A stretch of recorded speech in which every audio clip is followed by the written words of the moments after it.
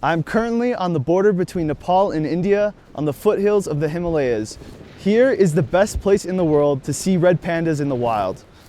But these fluffy firefoxes are currently under threat of extinction. Come with me on a journey to rural Nepal where we see red pandas in the wild and investigate their decline. What is being done to prevent their extinction? Let's find out who is trying to rehabilitate red panda habitat and discover what you can do to help these adorable mammals. So why do you have to go to rural Nepal to see red pandas? I just took a 16-hour bus ride to get here. It was full of swerving and bumps and city traffic. It was not the quickest ride ever. The question is, why do we need to be here to see red pandas? In order to see these elusive creatures, which now dwindle in number, you need to go out into the country to places where less people are, and that's exactly why we're here today. So I'm with my guide, Prashant. Say hello. Namaste. Namaste. And we're just looking at the valley. We're headed into the mountains out there. Yeah, so we will be in that region. And so we've got a private Land Rover to take us out. It is super cool. This is the Land Rover, I think this is 1990 or 2000 model. So epic. All right, let's get it.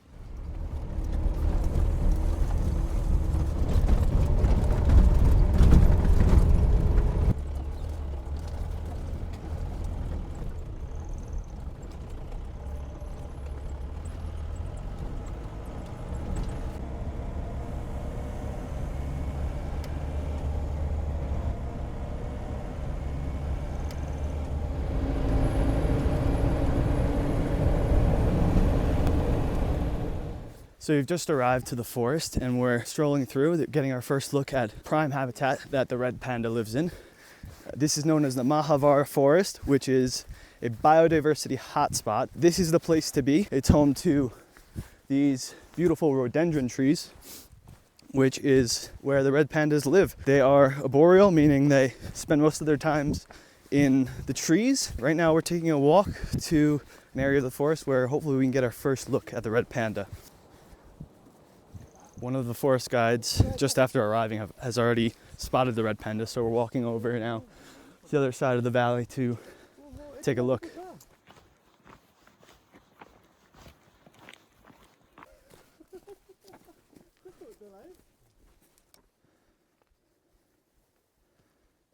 We're getting close to the red panda, so we have to be quiet as to not disturb it.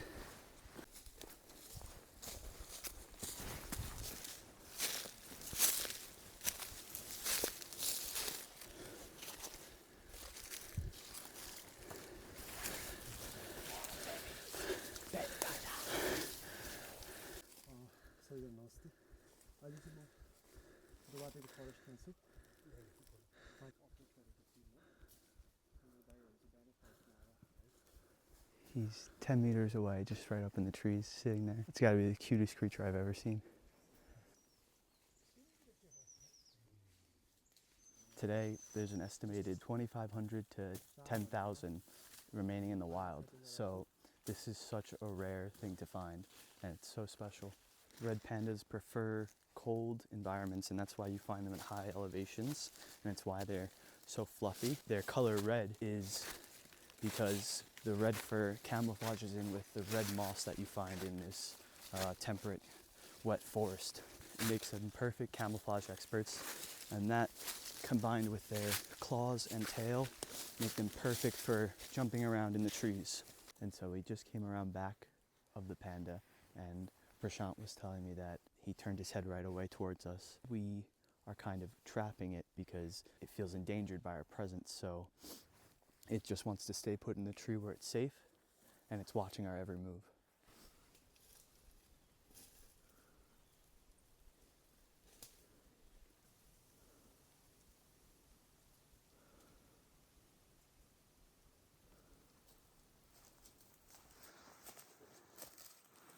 So the bamboo dense forest that we were walking through to get up to this viewpoint, that's exactly what red pandas feed on. Primarily their diet is bamboo, and they're known as the lazy panda because they eat a bunch of bamboo and it's not the most energy dense, so they have to conserve their energy by staying still. While we're here looking for red pandas, There are 5 reasons why red pandas are decreasing in population today and why they're listed as endangered. The number 1 reason, or the first reason I should say, is because of their cuteness, their fur. Back in the day and even today still, people poach red pandas in order to trade in illegal wildlife, or they use it for their fur. It used to be a prized fur cap for the Chinese, and they are also caught in illegal snares, which are used for maybe other wildlife hunting. So it is a big problem, and it has been here in the Himalayas, and that's one reason why their population is decreasing. So we're coming down from the forest back there, and now we're on the road, and this road is actually the border between Nepal and India. So this road over here is Nepal, and then this road is India over here.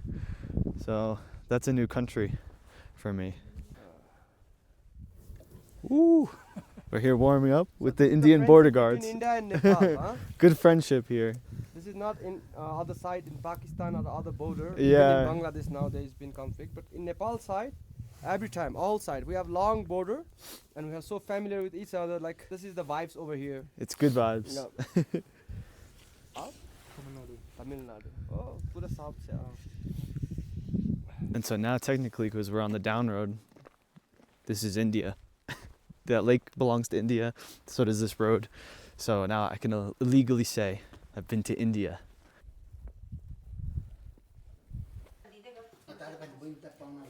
We've escaped the cold. We've got a wooden fireplace to keep us warm, and we're gonna have some soup. And I want to show you on this border, we have a map here, and it shows Nepal and India. And on the Indian side, it's actually a national park, Singalila National Park. And so it's more hopeful protection for red panda habitat.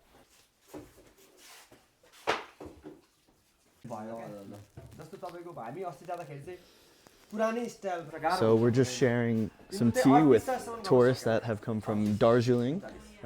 They are actually Indian. Although it's 2 different countries and it's separated by a border, they are actually very similar people. They look Nepali, they speak Nepali, and it's just the border that makes them quote unquote different.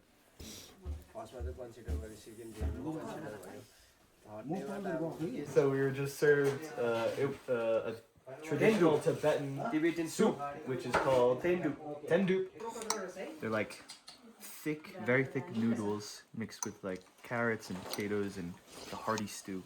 Very good.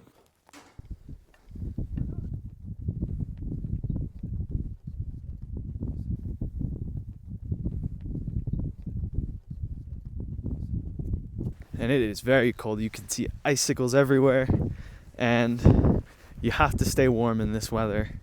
And the people who live here depend on it. So reason number 2, red pandas are endangered, is because of deforestation. And one of the main reasons is for logging, for heat, because in this time of year you need wood to maintain a fire, and of course to build infrastructure, homes and buildings, so you can maintain a life in such a high and cold altitude.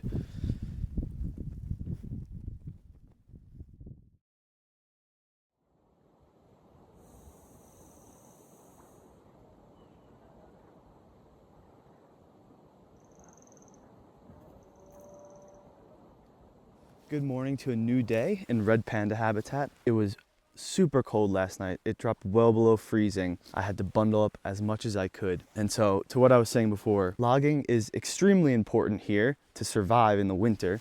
You can see at my homestay, we have all this wood, which should last in the winter. And it's gotta be a couple of trees worth. You can imagine everyone in this valley, everyone in the mountains around here, hundreds if not thousands of Nepalis, they all have to survive this way by using wood. That means degrading red panda habitat and natural landscape in order for survival. So behind me, in front of my homestay, there's a sign of more animals you can see. And just like the red panda, most of these are near threatened or endangered. 70% of red panda habitat, the same habitat for these cats, are not protected. Besides things like poaching, which are direct targeted actions against these animals, it's these unintended consequences of things like deforestation, so people can have homes, have fires, and as more human development continues, these issues will just become greater and greater unless the land is protected.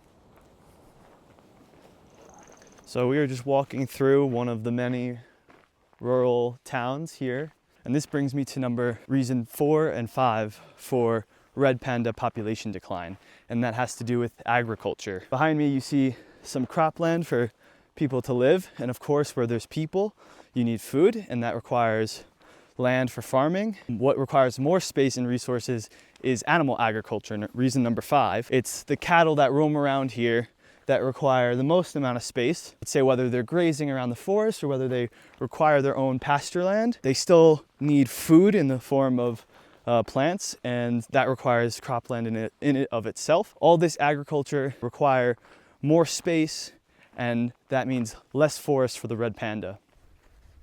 So this area used to be made for cattle farming, no longer now, but you could see its effect on the forest. It's now just plain open field. And so this is what I'm talking about. No red panda can live here because there's no trees.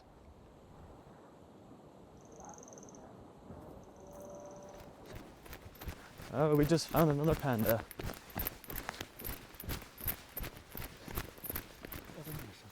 Oh, I see him, yeah.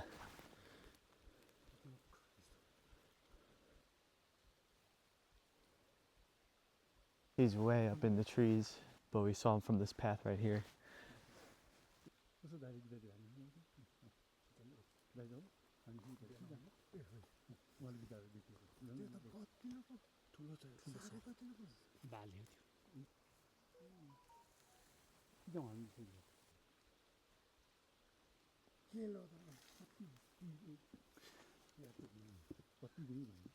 All right, we saw him from a distance, and now the goal is to get closer. We gotta go off trail to get closer.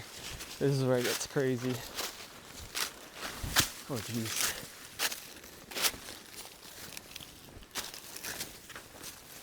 I'm so gassed. 9,000 feet of elevation.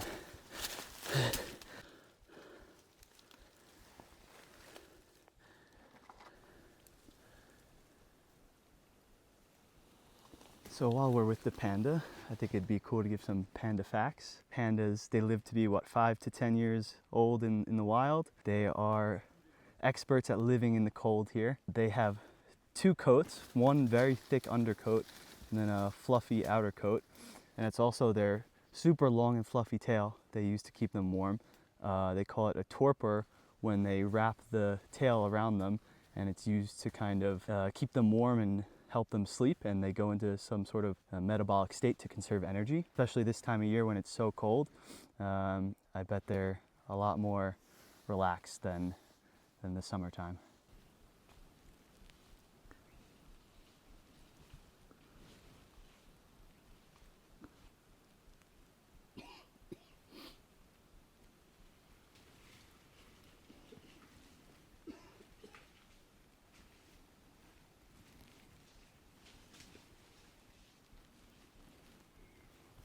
So there you have it, red panda sighting. We spent all day walking around the forest, and it took until the end of the day to see one, but that's just wildlife watching.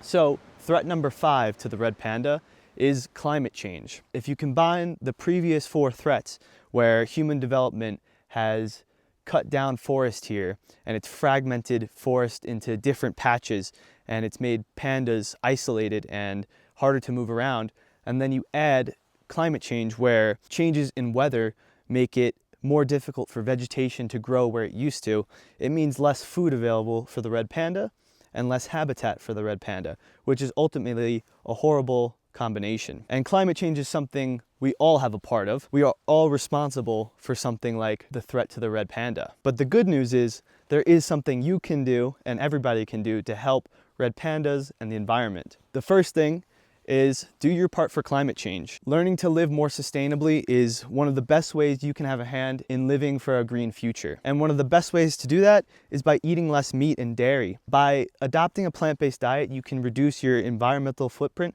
by 50%. That's literally cutting in half. Now, just over here, we've got a tree nursery, and it's the Red Panda Network that runs this nursery, and they are the leading nonprofit organization that works with the community forest here in order to help red pandas and the environment around. So they've created nurseries for the trees that pandas thrive on, and their plan is to plant these trees back in areas of deforested land so they can regrow red panda habitat. And also over here we've got an artificial pond, and this is strictly for wildlife water security. In this day and age with climate change, they want wildlife to have a secure water resource in order to maintain healthy populations. This is just a taste of what Red Panda Network does. And so another thing you can do to help red pandas and the environment here is by supporting an organization like Red Panda Network. The host of my homestay, Nima, this is all his land and his home over there, and he works with the Red Panda Network. So they employ people here to help maintain red panda habitat, and it's a win-win for the local community and red pandas. I'm going to leave a link in the description where you can learn more about what the Red Panda Network does. You can also donate, and I think it's something great that you can proactively give your money towards.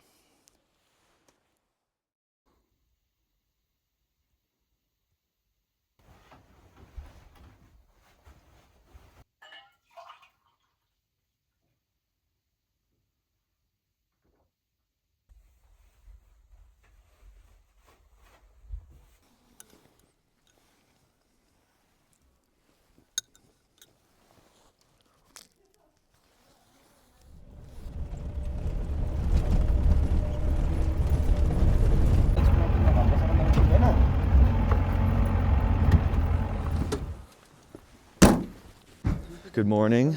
We just drove all the ways up to the highest viewpoint in the area to get a look at the third tallest peak in the world.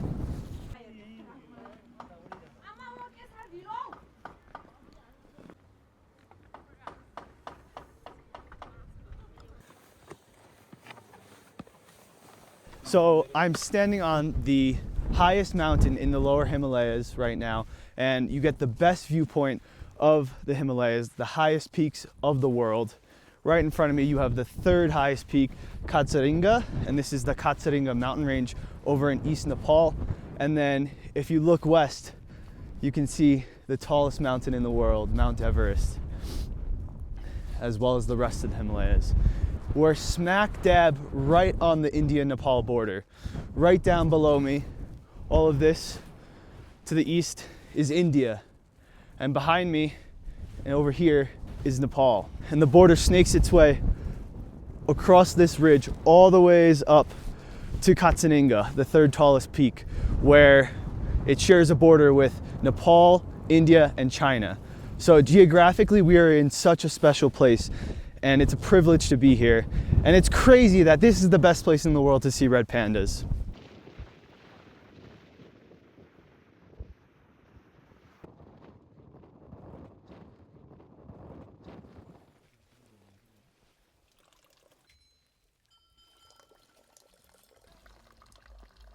So this pond right here is the source of the Mai River, and it provides water to thousands and thousands of people down in the Mai River Valley. And as you can see, it's a very spiritual and holy place for the Nepali people. And what I find fascinating is this deep respect for nature, and that's something that gives me hope for the red panda. So it's at the start of this river where our journey comes to an end. For all the reasons that they are decreasing in population, I think a lot of people care about the red panda. They are an adorable species that gets worldwide attention, and I think locally the red panda is sacred, just like this river, to the Nepali people. It's the red panda that is an umbrella species for conservation of this environment. Whatever conservation work we do to protect red pandas will have a lasting effect on the entire ecosystem and hopefully bring red pandas and this habitat back on the rise. And yeah, I'll see you for more videos in Asia. Thank you.